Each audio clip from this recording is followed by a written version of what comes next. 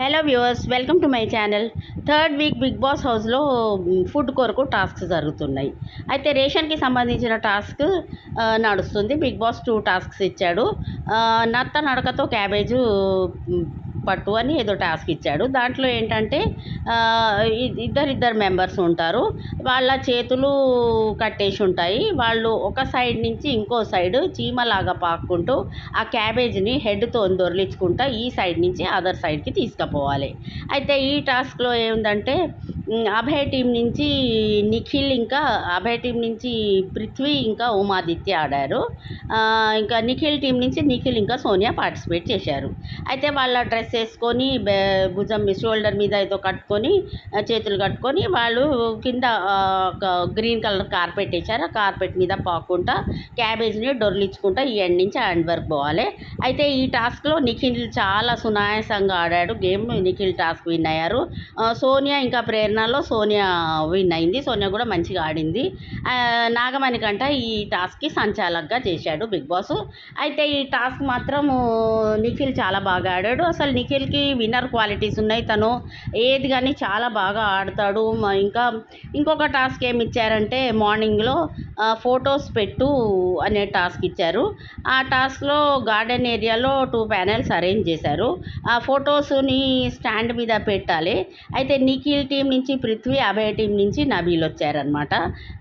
ఇద్దరు చాలా బాగా ఆడారు. 2 ప్యానెల్స్లో ఫొటోస్ పెట్టే క్రమంలో బజర్ మోగినప్పుడు ఎవరి ప్యానెల్లో ఎక్కువ ఫొటోస్ ఉంటాయో వాళ్ళు విన్నర్స్ అవుతారనమాట. శక్తి టీం నుంచి మనకు తెలుసు కదా, విష్ణుప్రియ, సోనియా, నిఖిల్, పృథ్వీ ఇంకా సీత ఉన్నారు. ఈ శక్తి టీం నుంచి అయితే పృథ్వీ వచ్చాడు. మళ్ళీ కాంతారా టీం నుంచి నబీల్ వచ్చాడనమాట. అయితే సీతను సంచాలకుగా చేశారు. పృథ్వీ కొంచెం బాగా అగ్రెసివ్గా అయ్యారు. సీత చెప్తానే ఉంది టచ్ చేయొద్దు, టచ్ కావద్దు అని చెప్పింది. అయితే బిగ్ బాస్ కూడా చెప్పినాక చెప్పింది సీత 3 టైమ్స్ టచ్ చేసినాక డిస్క్వాలిఫై చేసేసింది సీత పృథ్వీని. అయితే నబిల్ అయితే టాస్క్ విన్ అయ్యాడు. అయితే ఈ టాస్క్ క్యాబేజ్ టాస్క్లో ఏమో మనకి బాయ్స్లో నిఖిల్ విన్ అయ్యాడు, గర్ల్స్లో సోనియా విన్ అయింది. అయితే మొత్తం వాళ్ళ నిఖిల్ టీమే విన్ అయిపోయింది. ఈ టాస్క్లో ఆదిత్య టీం విన్ అయింది. అందులో నబీల్ విన్ అయ్యాడనమాట.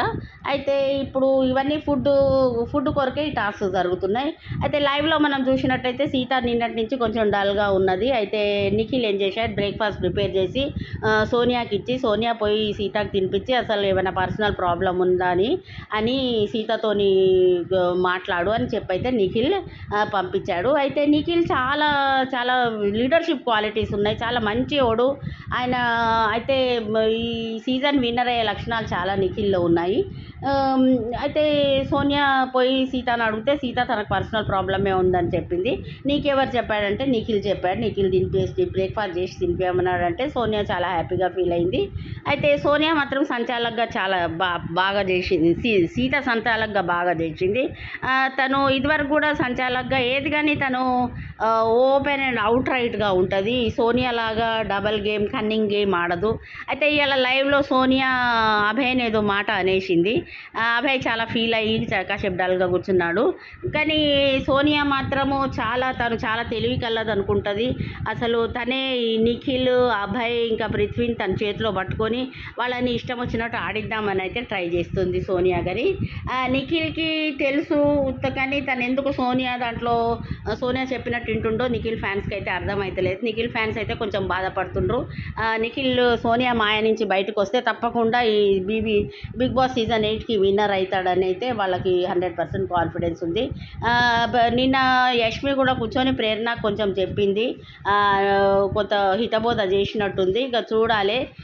పృథ్వీ ఇంకా సోనియా, అభయ్ అయితే చాలా తెలివి కల్లోడు. అభయ్ సోనియా మాయాలో పడే సూచనలే లేవు. ఎందుకంటే అభయ్ ఆల్రెడీ ఆయనే చాలా స్ట్రాటజీ ప్లస్ బాగా ఫౌల్ గేమ్స్ ఆడతాడు. అయితే ఈసారి మాత్రం నబీల్ చాలా బాగా ఆడి అయితే టాస్క్ విన్ అయ్యాడు. వాళ్ళ టీంకి మంచి పేరు తెచ్చాడు.